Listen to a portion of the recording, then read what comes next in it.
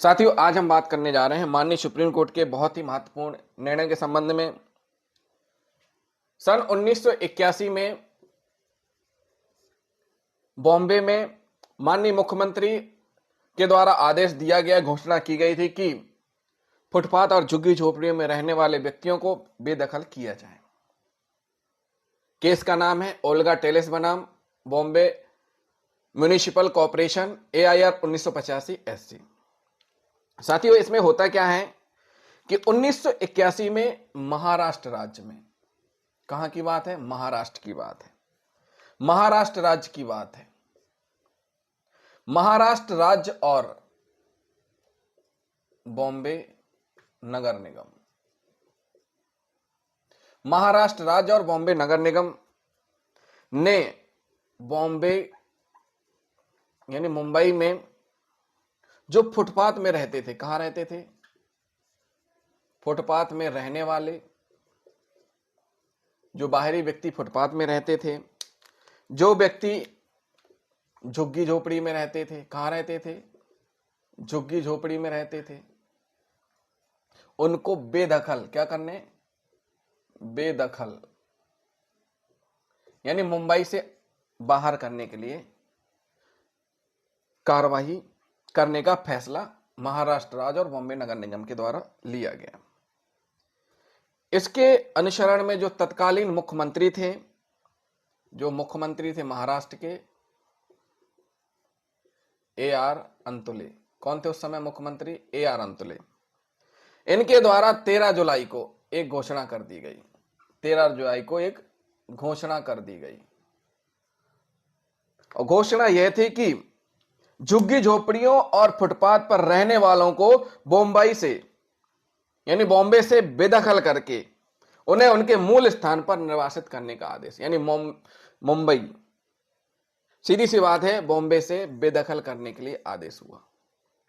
जो भी फुटपाथ में झुग्गी झोपड़ी में रह रहे हैं उनको मुंबई से अलग किया जाए, उनके मूल स्थान उनको भेजा जाए।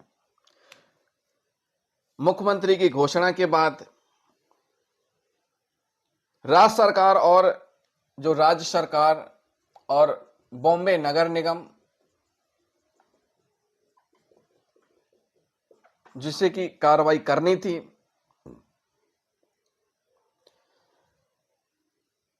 इनके अगेंस्ट हाई कोर्ट में रिट याचिका दायर की गई। क्या की गई? रिट याचिका दायर की गई। मुख्यमंत्री के आदेश के अगेंस्ट रिट याचिका हाई कोर्ट में दायर की गई। कहां पर? बॉम्बे हाई कोर्ट में। बॉम्बे हाई कोर्ट में रिट याचिका दायर की गई और जो आदेश दिया गया था उस पर रोक के लिए रिट याचिका दायर की गई। इस संबंध में बॉम्बे हाई कोर्ट ने 21 जुलाई 1981 तक लागू रहने के लिए अंतरिम निषेधाज्ञा दे दी, मतलब अंतरिम राहत दे दी। कब तक ये लागू रहेगा? 21 जुलाई तक। 13 जुलाई को घोषणा हुई है कि इनको बेदखल किया जाए और बॉम्बे हाई कोर्ट में जैसे ही रिट याचिका प्रस्तुत की जाती है वहां से आदेश होता है कि 21 जुलाई तक के लिए रोक लगा दी गई है। इससे प्रतिवादी सहमत हुए। क्या हुए? प्रतिवादी सहमत हुए। जो दो पक्ष होते हैं, वादी और प्रतिवादी, तो जो प्रतिवादी दूसरा पक्ष है वो सहमत हुए। 15 अक्टूबर, कब? 15 अक्टूबर 1981 तक झोपड़ियां नहीं गिराई जाएंगी। झोपड़ियां क्या नहीं की जाएंगी? झोपड़ी हैं जो वो नहीं गिराई जाएंगी। क्या नहीं की जाएंगी? 15 अक्टूबर 1981 तक झोपड़ी नहीं गिराई जाएंगी। समझौते के विपरीत 23 जुलाई 1981 को याचिकाकर्ता को बंबई से बाहर निकालने के लिए राज्य परिवहन की बसों में ठूस दिया गया। मतलब जो समझौता हुआ था कि भाई 15 अक्टूबर तक, बॉम्बे हाई कोर्ट ने ऑर्डर दिया था कि 15 अक्टूबर तक नहीं गिराई जाएंगी, लेकिन इसको ना मानते हुए कब? 23 जुलाई 1981 को ही जो याचिकाकर्ता है, याचिकाकर्ता को राज्य परिवहन की बसों में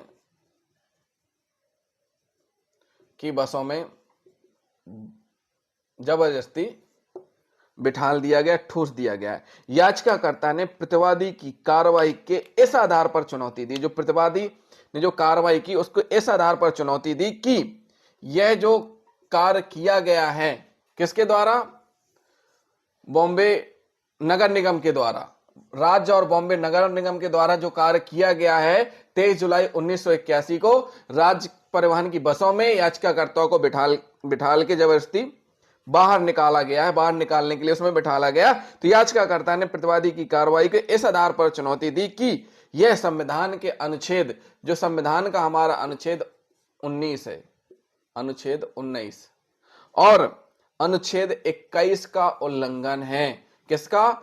अनुच्छेद 19 और 21 का उल्लंघन है। उन्होंने यह भी घोषणा करने के लिए कहा कि बंबई नगर निगम अधिनियम 1988 की धारा 312, 313 और 314 संविधान के अनुच्छेद 14, 19 और 21 का उल्लंघन करती हैं। जो बॉम्बे 1988 का अधिनियम है, बॉम्बे का 1988 जो बॉम्बे नगर निगम एक्ट है, इसकी 312 धारा, 313 धारा और 314 धारा, ये तीनों के तीनों सेक्शन अनुच्छेद 19 और अनुच्छेद 21 का उल्लंघन करती हैं। भारतीय संविधान के अनुच्छेद 21 और 19 का उल्लंघन करती हैं, यानी वाक की स्वतंत्रता और प्राण एवं जीवन की स्वतंत्रता, प्राण एवं दैहिक स्वतंत्रता का उल्लंघन करती हैं। साथियों, इस मामले में माननीय सर्वोच्च न्यायालय द्वारा जिन मुद्दों पर विचार किया गया वो कौन कौन से ऐसे मुद्दे हैं वो हम आपको बताएंगे। ये हमने मामले के फैक्ट आपको बता दिए कि मामले के फैक्ट क्या थे, वो हमने आपको बता दिए। जिन साथियों ने अभी तक हमारे चैनल को सब्सक्राइब नहीं किया है, हमारे चैनल को जरूर सब्सक्राइब कर लें और वीडियो को लास्ट तक जरूर देखें। वीडियो पसंद आता है, वीडियो को लाइक करें, शेयर करें एंड कमेंट भी करें। साथियों, माननीय सुप्रीम कोर्ट के सामने जो मुद्दे हैं, पहला मुद्दा यही है कि क्या मौलिक अधिकारों के विरुद्ध एस्टोपल का दावा नहीं किया जा सकता। मौलिक अधिकारों के विरुद्ध एस्टोपल का दावा नहीं किया जा सकता। नंबर दूसरा, क्या बॉम्बे नगर निगम अधिनियम के तहत फुटपाथ और झुग्गी झोपड़ियों में रहने वालों को जबरन उनकी झुग्गियों से बेदखल करना, हटाना, उन्हें आजीविका के साधनों से वंचित करता है? क्या जो फुटपाथ में व्यक्ति थे, झुग्गी झोपड़ी में जो निवास कर रहे थे, उनको हटाना किसके द्वारा? बॉम्बे नगर निगम के द्वारा हटाना, क्या उनकी आजीविका के साधन, यानी आजीविका के साधन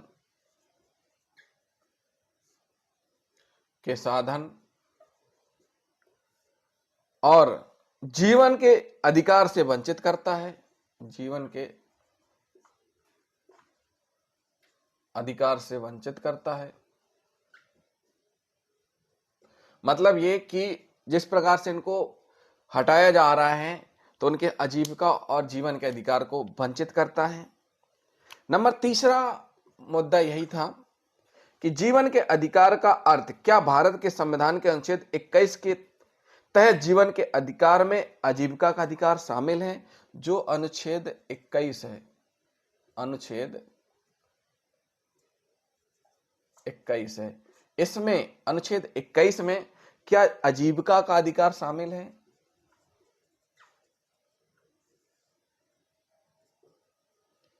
आजीविका का अधिकार शामिल है? क्या फुटपाथ पर रहने वाले लोगों को भारतीय दंड संहिता के तहत अत्याचारी के रूप में शामिल किया गया है? जो फुटपाथ में रह रहे थे, जो फुटपाथ में रह रहे थे उन्हें आईपीसी के तहत अत्याचारी घोषित किया गया। चूंकि 1 जुलाई 2024 से ही आईपीसी लागू आईपीसी की जगह बीएनएस लागू हुई है, यानी अब क्या प्रचलन में है, बीएनएस, भारतीय न्याय संहिता 2023।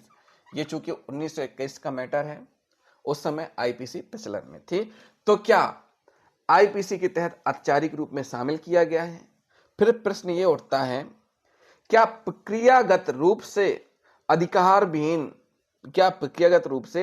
विहीन सरकार कार्रवाई के खिलाफ रिट याचिका सुनवाई योग्य है? यानी जो रिट याचिका है यह सुनवाई योग्य है या नहीं? सुनवाई योग्य है या नहीं? क्या बॉम्बे उच्च न्यायालय के धारा 314 के तहत बिना नोटिस के इन अतिक्रमणों को हटाने की शक्ति है? क्या बिना नोटिस के?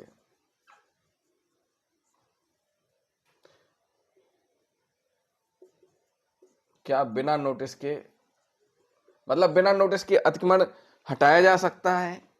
हटाने की शक्ति के संबंध में नगर निगम अधिनियम संविधान के विरुद्ध है। क्या जो नगर निगम अधिनियम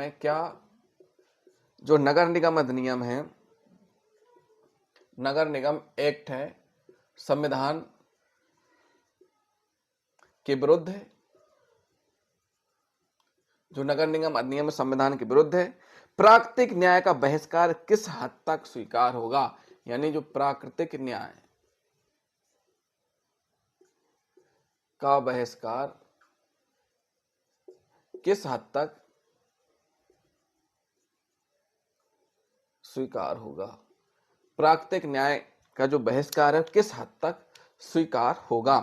तो ये मेन विचारणीय प्रश्न थे, जिन प्रश्नों के तारतम्य में माननीय सुप्रीम कोर्ट ने मामले को सुना और अपना निर्णय सुनाया। अब हम आपको बताएंगे कि माननीय सुप्रीम कोर्ट के समक्ष जब दोनों पक्ष पहुंचते हैं, दोनों पक्षों के अधिवक्ताओं के द्वारा अपने अपने तर्क प्रस्तुत किए जाते हैं, उसके बाद माननीय सुप्रीम कोर्ट के द्वारा निर्णय दिया जाता है। हम निर्णय पर नजर डालेंगे। माननीय सुप्रीम कोर्ट ने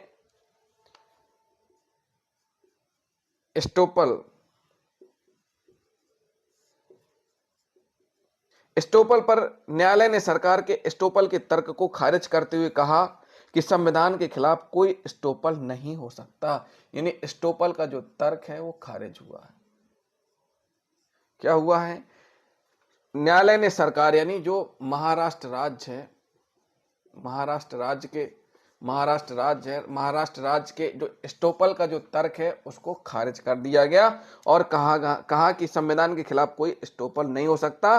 न्यायालय ने माना कि फुटपाथ पर रहने वालों के जीवन का अधिकार वहां दांव पर लगा था। न्यायालय ने यह भी माना कि जो फुटपाथ में रह रहे थे उनके जीवन का जो अधिकार है, यानी उनकी जो जीवन है, उनका जो लाइफ है वो रिस्की थी, वहां पर हादसे हो सकते हैं। यह माना कि न्यायालय ने माना कि फुटपाथ पर रहने वालों के जीवन का अधिकार वहां दांव पर था। फिर दूसरा तर्क आजीविका के आधार पर, आजीविका का अधिकार है जो जीवन के अधिकार का अभिन्न घटक था। आजीविका का अधिकार क्या माना गया? जीवन के अधिकार का एक अंग माना गया। यदि आजीविका के अधिकार को संवैधानिक जीवन जीने के अधिकार का हिस्सा नहीं माना जाता तो किसी व्यक्ति को उसके जीवन के अधिकारों से वंचित करने का सबसे आसान तरीका होगा। यानी कि अगर आजीविका के अधिकार को, जो आजीविका का अधिकार है, आजीविका का जो अधिकार है, अगर इसको जीवन जीने के, यानी जीवन जीने के अधिकार, यानी आर्टिकल 21 के तहत इसका हिस्सा नहीं माना जाता तो किसी व्यक्ति को उसके जीवन के अधिकार से वंचित करने का सबसे आसान तरीका उसे उसकी आजीविका के साधनों से वंचित करना होगा। यानी जो उसके जीवन यापन के जो आवश्यक साधन है उनसे वंचित करना होगा। इसलिए जो आजीविका का जो अधिकार है वो जीवन जीने के अधिकार के अंतर्गत आता है, जो कि आर्टिकल 21 के अंतर्गत है। पूर्व सूचना पर दूसरे प्रश्न पर कि क्या कानून में प्रावधान है कि वैधानिक अधिकारियों को बिना पूर्व सूचना के अतिक्रमण हटाने की अनुमति दी जाए? मनमाना है। पूर्व जो सूचना है, पूर्व सूचना, इस पर माननीय सुप्रीम कोर्ट ने क्या कहा वो भी हम आपको बताते हैं। पूर्व सूचना, पूर्व सूचना पर माननीय सुप्रीम कोर्ट ने कहा कि दूसरा प्रश्न है कि क्या कानून में प्रावधान है कि वैधानिक अधिकारियों को बिना पूर्व सूचना के अतिक्रमण हटाने की अनुमति दी जाए? अनुमति दी जाए। क्या पूर्व सूचना के अतिक्रमण हटाने की अनुमति दी जाए? मनमाना है। ऐसी शक्तियों को अपवाद के रूप में संचालित करने के लिए डिजाइन किया गया है, ना कि सामान्य नियम के रूप में। यानी माननीय सुप्रीम कोर्ट ने कहा कि ये जो शक्तियां हैं ये अपवाद के रूप में उपयोग में लाई जाएंगी कि बिना किसी पूर्व सूचना के आप अतिक्रमण हटा रहे हैं, लेकिन सामान्य रूप से नहीं। इसे मनमाना माना जाएगा। क्या माना जाएगा? मनमाना माना जाएगा। बेदखली की प्रक्रियागत सुरक्षा उपायों के पक्ष में होनी चाहिए। जो बेदखली की प्रक्रिया है वो नियमानुसार होनी चाहिए। बेदखली की प्रक्रिया नियमानुसार होनी चाहिए। कैसे होनी चाहिए? नियमानुसार होनी चाहिए। बेदखली की प्रक्रिया प्रक्रियागत सुरक्षा उपायों के पक्ष में होनी चाहिए, जो न्याय के प्राकृतिक सिद्धांतों का पालन करती हो। जैसे दूसरे पक्ष को सुनवाई का अवसर, यानी जो दूसरा पक्ष है उसको भी सुनवाई का अवसर मिले। दूसरे पक्ष को भी सुनवाई का अवसर मिलना चाहिए। दूसरे पक्ष को भी सुनवाई का अवसर मिलना चाहिए। सुनवाई का अधिकार प्रभावित व्यक्तियों को निर्णय लेने की प्रक्रिया में भाग लेने का अवसर देता है तथा उन्हें समाज में सम्मान के साथ जीने का अवसर देता है।